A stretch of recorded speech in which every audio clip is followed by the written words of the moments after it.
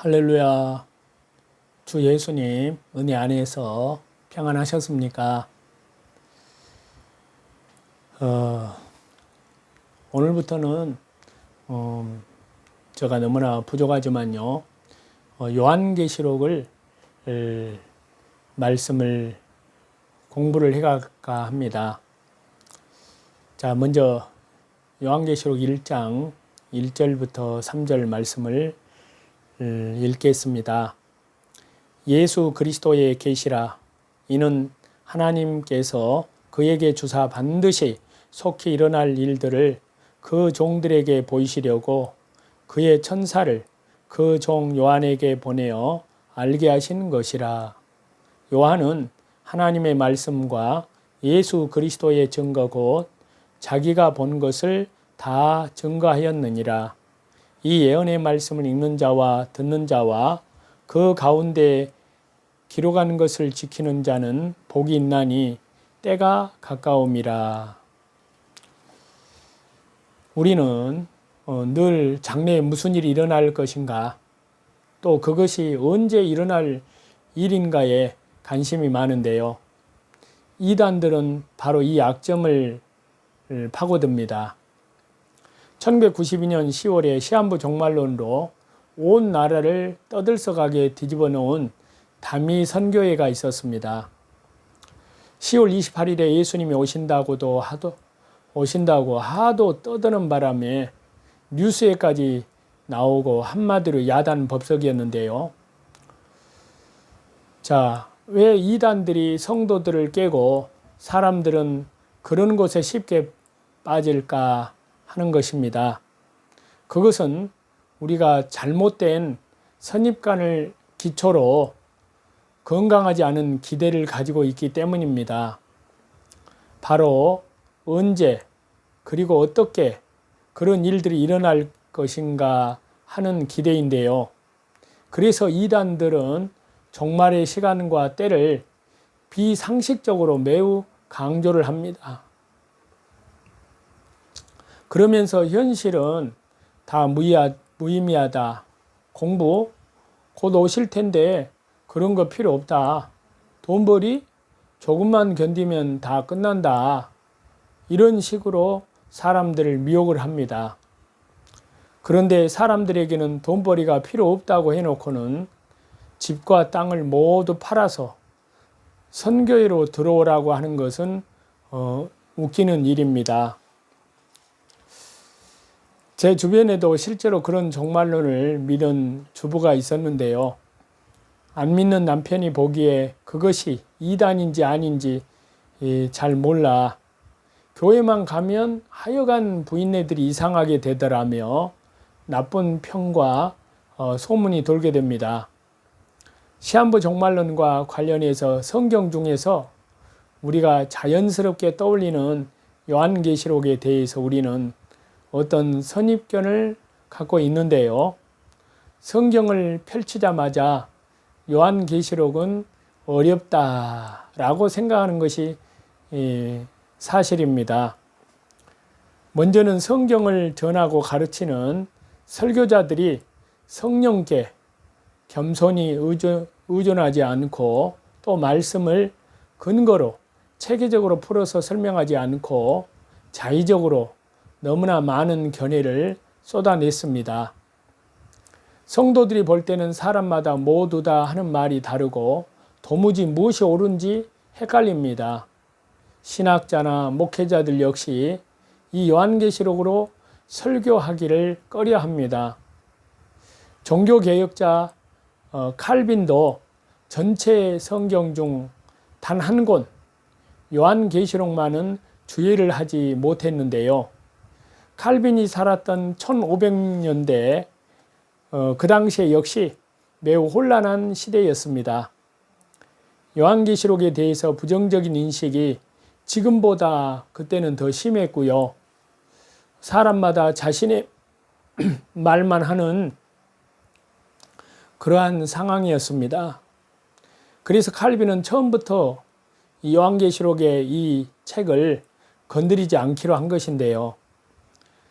따라서 우리는 먼저 요한계시록이라는 책에 대해서 가지고 있는 그 선입관 자체를 제거해야 하는데요. 잘못된 생각을 뽑아내고 거기에 올바른 그 말씀을 받아야 됩니다. 자, 요한계시록은요, 환상과 상징, 묵시적인 표현 때문에 복잡해 보이지만요, 요한계시록에서 말하고자 하는 것은 결국 세 가지로 요약을 할 수가 있습니다. 첫째, 세상에 종말은 온다는 말씀입니다.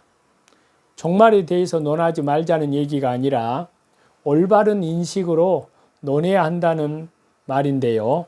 종말은 있다. 이것이 가장 중요한 초점입니다. 두 번째는요, 종말은 왜 있는가 하는 것인데요.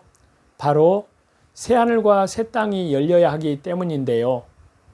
종말은 우리를 위협을 하는 것이 아니라 역사의 종지부가 찍혀야 영원한 새하늘과 새 땅, 새 역사, 새 사람의 삶이 시작되기에 필요합니다. 세 번째는요, 이 새 나라는 예수 그리스도를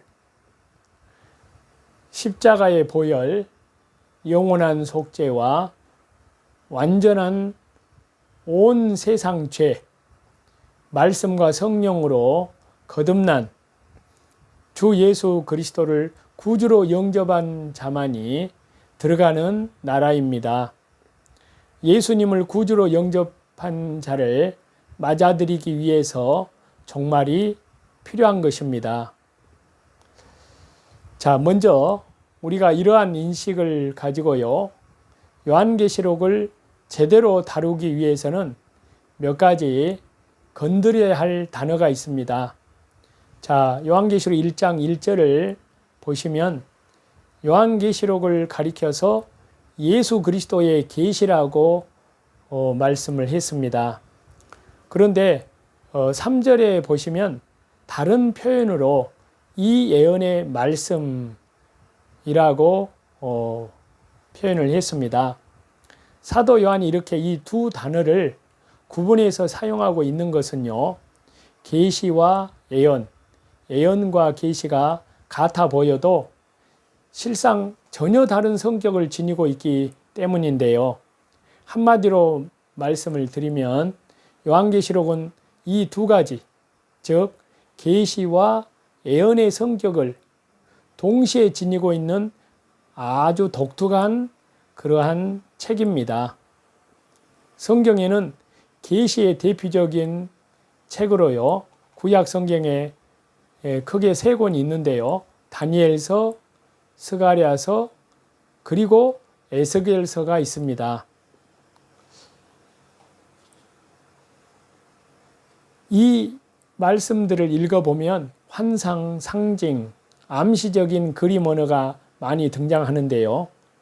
그런데 이 대표적인 계시 혹은 묵시서들이 쓰인 시대는요, 전부 이스라엘 백성이 지독한 고난에 놓여 있을 때입니다. 이러한 때 묵시가 주어지는데 상징, 환상, 은유, 그림, 언어, 이러한 것들을 통해서 지치지 않도록 주의를 환기시키고 관심으로 깨우기 위함이었습니다. 지속되는 포로 생활로 하나님의 백성은 서서히 지치고 짓누르는 역사의 고통 때문에 좌절하고 포기할 쯤에 하나님께서 하나님 자신의 종들을 통해서 묵시적 형태의 계시를 주시게 되는데요. 계시의 책에서 가장 중요한 요점은 장래에 일어날 일들에 관한 그림입니다.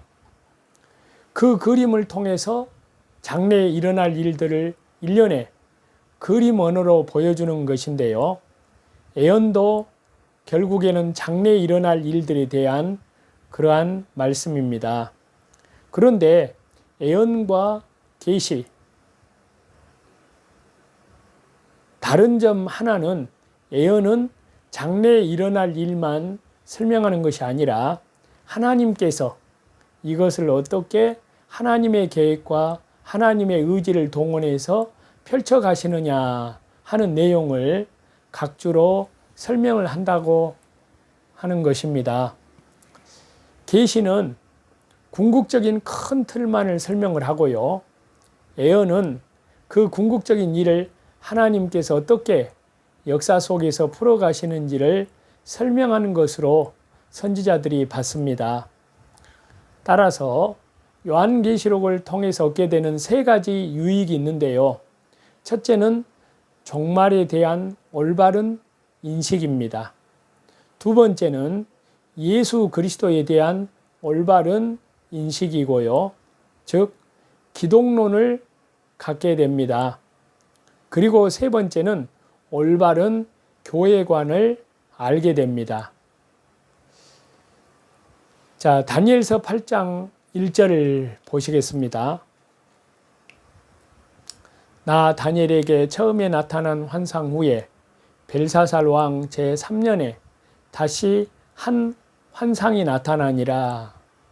자, 다니엘은 자신이 본 환상을 다니엘서 11장까지 설명을 하고요. 12장으로 넘어가서는 역사의 끝날에 관해서 본 환상의 내용을 설명을 합니다. 자, 그 말씀을 보겠습니다. 구약성경 다니엘서 12장 1절에서 3절인데요. 그때 네 민족을 호위하는 큰 군주 미카엘이 일어날 것이요 또 환란이 있으리니 이는 개국 이래로 그때까지 없던 환란일 것이며 그때 내 백성 중 책에 기록된 모든 자가 구원을 받을 것이라. 땅의 티끌 가운데에서 자는 자 중에서 많은 사람이 깨어나 영생을 받는 자도 있겠고 수치를 당하여서 영원히 부끄러움을 당할 자도 있을 것이며 지혜 있는 자는 궁창의 빛과 같이 빛날 것이요 많은 사람을 옳은 대로 돌아오게 한 자는 별과 같이 영원토록 빛나리라. 자, 다니엘이 장래에 도래할 일에 관하여 본 환상은요, 여기까지인데요. 그리고 나서 이어지는 것은 두 가지의 부탁을 합니다. 자, 다니엘서 12장 4절인데요. 다니엘아, 마지막 때까지 이 말을 간수하고 이 글을 봉함하라. 많은 사람이 빨리 왕래하며 지식이 더하리라. 자, 하나님께서 다니엘 선지자에게 장차 마지막 때 일어날 그림자를 보여주시고 간수하고 봉함하라고 말씀을 하셨습니다. 여기서 봉함하라는 말은 감추라는 의미로요. 뒤집어 생각을 해보면 마지막 때까지는 이 내용을 모른다는 뜻이 됩니다.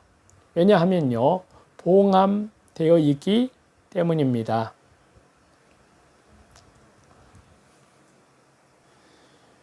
요한계시록 5장에서도요, 다니엘서와 같은 모습이 보이는데요. 자, 요한계시록 5장 1절에서 3절입니다. 내가 봄에 보좌에 앉으신 이의 오른손에 두루마리가 있으니 안팎으로 썼고 7인으로 봉하였더라.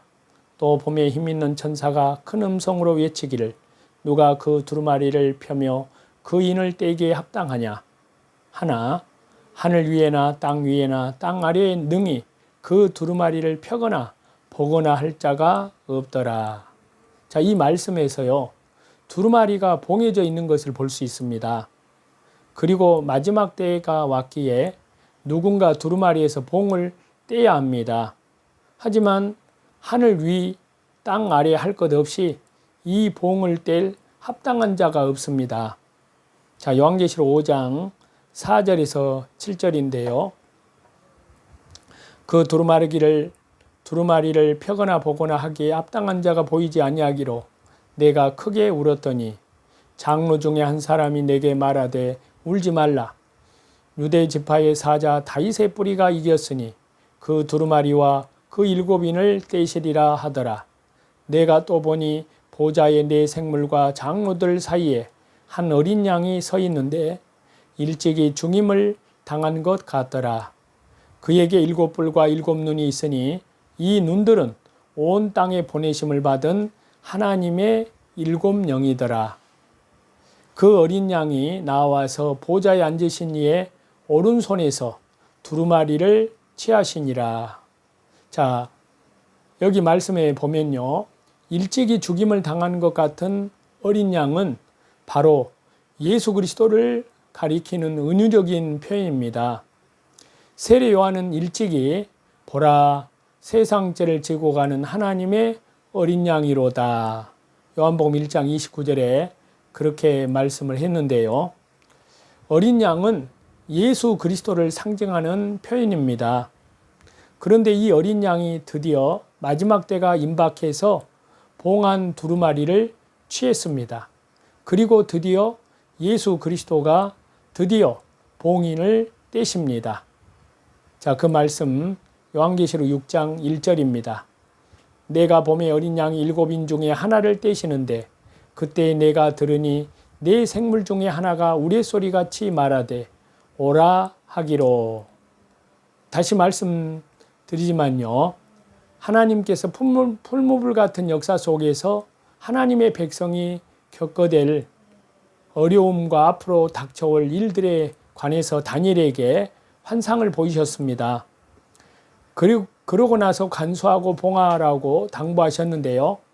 그런데 마지막 때가 되어 정작 보니까 이 봉한 인을 뗄 자가 없어서 천사가 울었습니다.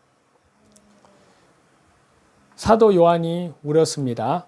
그때 장로 하나가 걱정하지 말라고 하면서 일찍이 죽임을 당한 어린 양 한 분이 계시는데 그가 이 봉인을 때리라고 했습니다. 그리고 그분이 두루마리를 취하시더니 봉을 떼셨습니다.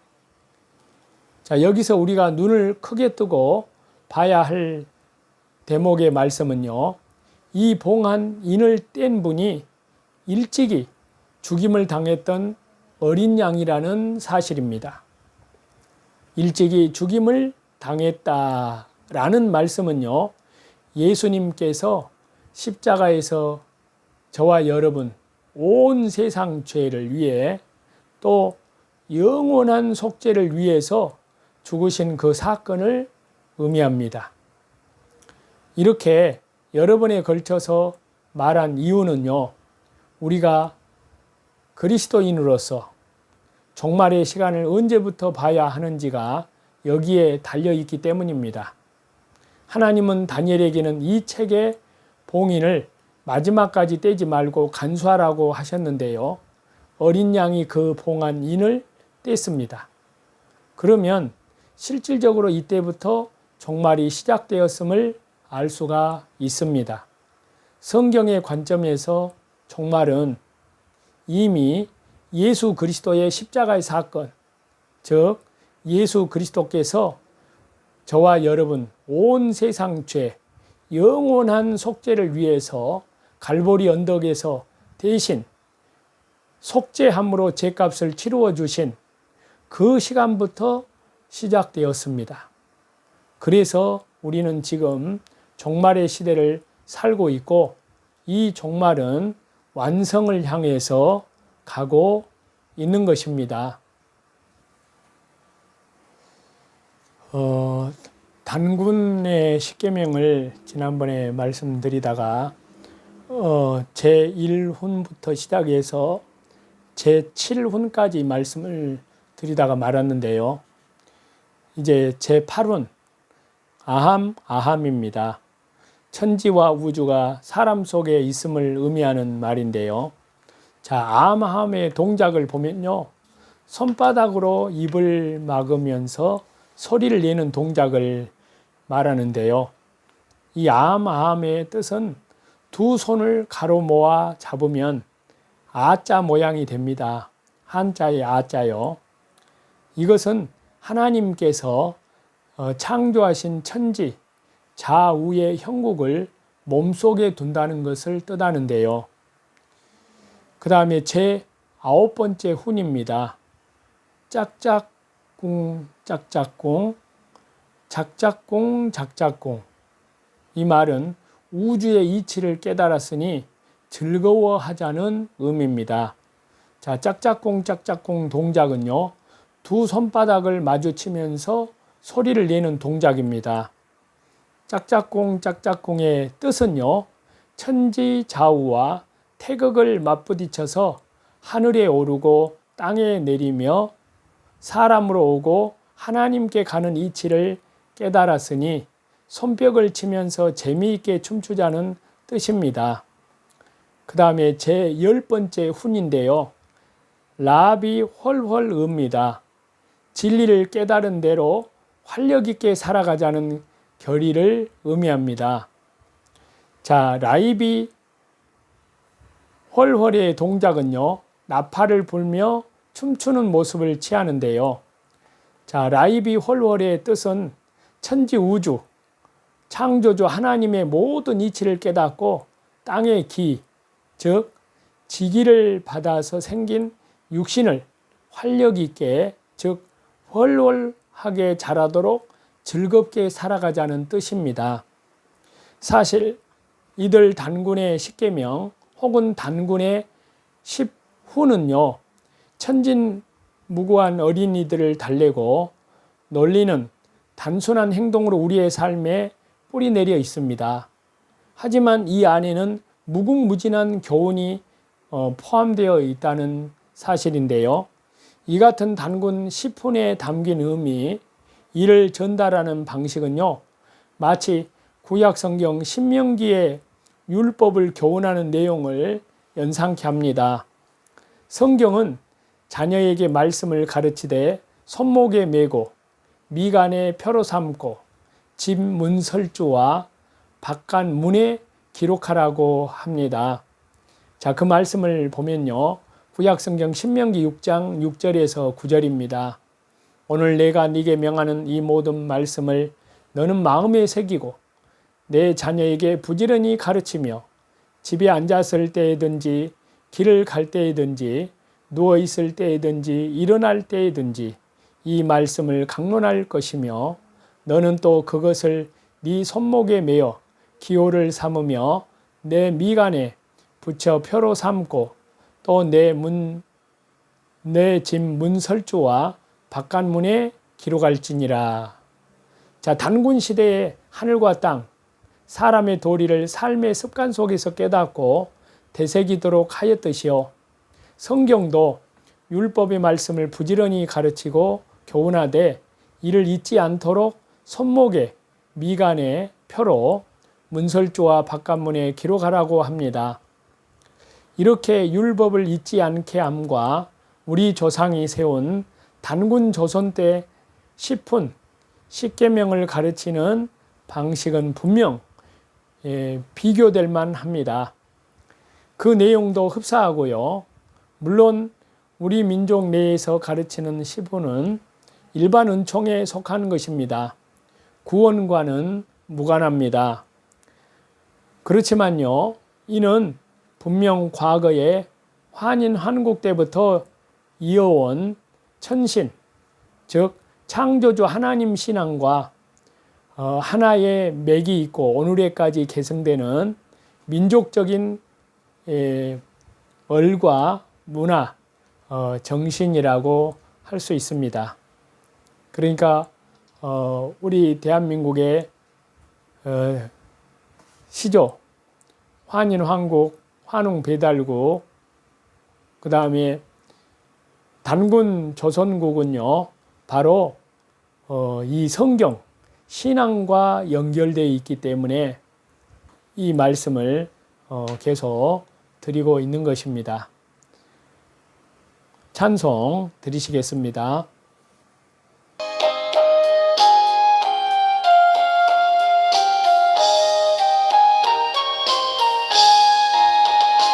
어두운 밤 마음에 잠겨 역사에 어둠 짙었을 때에 계명성 동쪽에 밝아 이 나라 여명이 왔다. 고요한 아침의 나라 빛 속에 새롭다. 이 삶 속에 얽혀 이 땅에 생명탐 놓아간다. 옥토에 우리는 기뻐 하늘로 줄기가지 솟을 때 가지 복만을 베어 그 열매 만민이 산다. 고요한 아침에 날아 일꾼을 부른다. 하늘 씨앗이 되어 역사의 생명을 이어가리.